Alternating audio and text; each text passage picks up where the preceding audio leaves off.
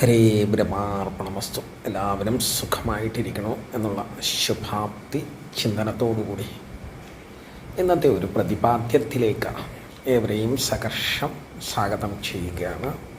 ഒരാദ്യമായിട്ടാണ് നിങ്ങൾ ഈ വീഡിയോ ശ്രവിക്കുക അഥവാ ദർശിക്കുക എങ്കിൽ മറക്കാതെ ചാനലൊന്ന് സബ്സ്ക്രൈബ് ചെയ്യുക. അതേപോലെ തന്നെ വീഡിയോ ലൈക്ക് ചെയ്യുക. തൊട്ടടുത്തുള്ള ബെല്ലൈക്കൺ കൂടി എനേബിൾ ചെയ്ത് കഴിഞ്ഞാൽ ഞാനിടുന്ന വ്യത്യസ്തങ്ങളായിട്ടുള്ള വീഡിയോകൾ നിങ്ങൾക്ക് നോട്ടിഫിക്കേഷനായി വന്നു ചേരുന്നതാണ്. ഇന്ന് പറയാൻ പോകുന്ന വിഷയം എന്ന് പറഞ്ഞു കഴിഞ്ഞാൽ നിരവധി മന്ത്ര ഉപാസനകൾ അനുഷ്ഠിക്കുന്ന സജ്ജനങ്ങളാണ് നാം ഏവരും. സംശയമില്ലാത്ത കാര്യമാണ്. ആ ഒരു സാഹചര്യത്തിലാണ് ഇനി മുതൽ നമ്മൾ ഈ ഗ്രഹത്തിൽ കൂട്ടുകറി ഉളവാക്കണത് പോലെ ഉള്ള ദേവി ദേവന്മാരുടെ എല്ലാം മന്ത്രം ഇങ്ങനെ ഉരുവിട്ട് ആകെ കൺഫ്യൂഷനായിരിക്കുക. ഇതിനകത്ത് നിന്ന് നമുക്ക് വലിയ പ്രതീക്ഷാവകമായിട്ടുള്ള കാര്യങ്ങളും ഉണ്ടായിട്ടില്ല. നിത്യദുരിതം തന്നെ. അങ്ങനെ വരുമ്പോഴെന്തായിരിക്കും, നമുക്ക് മന്ത്രങ്ങളോടുള്ള ആ ബഹുമാനം അല്ലെങ്കിൽ ആ ഗുരുത്വം ഇല്ലാതെയാകും. ഇതൊക്കെ അന്ധവിശ്വാസമാണെന്ന് കരുതാൻ തുടങ്ങും. മന്ത്രജപം കൊണ്ട് സാധ്യന് അല്ലെങ്കിൽ ഉപാസകന് അത് ശ്രദ്ധയോടുകൂടി ലഭ്യമാകണമെങ്കിൽ അതിനൊട്ടേറെ കടമ്പകളുണ്ട്. ചുമ്മാതെ ഒരാൾക്ക് പെട്ടെന്ന് കിട്ടുന്ന ചൈതന്യമല്ല മന്ത്രസിദ്ധി എന്നുള്ളത്.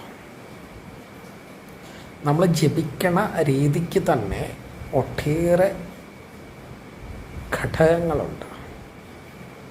ഇപ്പം പഞ്ചാക്ഷരി മന്ത്രം ഒരു ശ്വാസത്തിൽ കുറഞ്ഞത് 21 നാമമന്ത്രങ്ങളെങ്കിലും ഉളവാകണം. അങ്ങനെ നമ്മൾ ചെയ്യുന്നുണ്ടോ? ഇല്ല. അതെല്ലാം അവിടെ നിൽക്കട്ടെ. നമ്മൾ വന്നിരിക്കണ കാര്യഭാവത്തെക്കുറിച്ച് ഗഹനമായിട്ട് ചിന്തിക്കാം. ഒരേ ഒരു മന്ത്രം, ഈ ഒരു മന്ത്രം എന്ന് പറയുമ്പോൾ പ്രപഞ്ചത്തിലെ സർവചരാചരങ്ങളെയും ധന്യമാക്കണ മഹാമന്ത്രമാണ്. ശ്രദ്ധയോടുകൂടി മറ്റെല്ലാ നിഷ്ഠകളും വെടിഞ്ഞ് നമ്മൾ ക്ഷേത്രങ്ങളിൽ പോകണം. അതേപോലെ പരദേവത ക്ഷേത്ര ദർശനമൊക്കെ നടത്തണം. അവിടെ പ്രാർത്ഥിക്കണം, പുഷ്പാഞ്ജലി കഴിക്കണം. യഥാശക്തി വഴിപാടുകൾ എന്തൊക്കെയാണോ അതൊക്കെ അനുഷ്ഠിച്ചോളൂ. അതിന് കുഴപ്പമൊന്നുമില്ല. പക്ഷേ മന്ത്രജപത്തിൽ നമ്മൾ ഇനി അനുഷ്ഠിക്കേണ്ടുന്നത് ഒരൊറ്റ മന്ത്രമായിരിക്കണം. മന്ത്രമാധവായിരിക്കണം ഗായത്രി മന്ത്രം. ഇത് പ്രഭാതത്തിൽ ഇതിനെ മാത്രം അങ്ങോട്ട് ഉപാസനയായിട്ട് എടുക്കുക. നിലവിളക്കോ ശുദ്ധമായിട്ടുള്ള സ്ഥാനഭാവങ്ങളോ അല്ലെങ്കിൽ അങ്ങനെ ഒരു സ്ഥാനം നമുക്ക് പ്രത്യേകം ഒരുക്കേണ്ടതായിട്ടില്ല. അതിന് പകരം നമ്മൾ കുളിച്ച് ശുദ്ധിയായിട്ട് നേരെ ഗ്രഹത്തിൻ്റെ വെളിയിൽ സൂര്യന് നേരെ നിന്നുകൊണ്ട് ഓം ഭുവർ സ്വഹാം തത്സവിതൂർവരേണ്യം ഭർഗോ ദേവസ്യ ധീമഹീം ധിയോ യോ നഃ പ്രചോദയാത് ഒരു 108 സംഖ്യ ദിനം ചൊല്ലുവാണ് എന്നുണ്ടെങ്കിൽ ഉത്തമം. പ്രഭാതകാലത്തിൽ ചെയ്യുമ്പോൾ കിഴക്കോട്ട് ദർശനമാക്കി വേണം അനുഷ്ഠിക്കാൻ. ഇനി സന്ധ്യാകാലത്തിലാണ് എന്നുണ്ടെങ്കിൽ പടിഞ്ഞാറോട്ട് ദർശനമാക്കി വേണം അനുഷ്ഠിക്കാൻ. നമ്മൾ മറ്റെന്തെല്ലാം കർമ്മങ്ങളെ ഏതിനെല്ലാം വേണ്ടി ആചരിക്കുന്നുവോ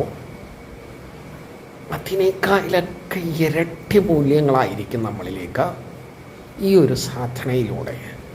കുറഞ്ഞത് നിങ്ങൾ ഒരു 30 ദിനം അനുഷ്ഠിച്ച് നോക്കുക. മറ്റ് ദ്രവ്യങ്ങളൊന്നും നമുക്ക് വേണ്ട, കുറച്ച് സമയം മാത്രം നമ്മൾ അതിനായിട്ട് ചെലവഴിച്ചാൽ മതി. ഇനി ഇതിനോടൊപ്പം തന്നെ വ്യായാമം കൂടി ചെയ്തു കഴിഞ്ഞാൽ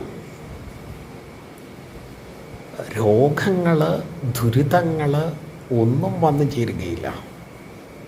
രോഗങ്ങളാലുള്ള ദുരിതങ്ങൾ വന്നു ചേരുകയില്ല. അത്ര പവർഫുൾ മന്ത്രമാണ് ഗായത്രി മന്ത്രം. മന്ത്രമാതാവാണ് ഗായത്രി.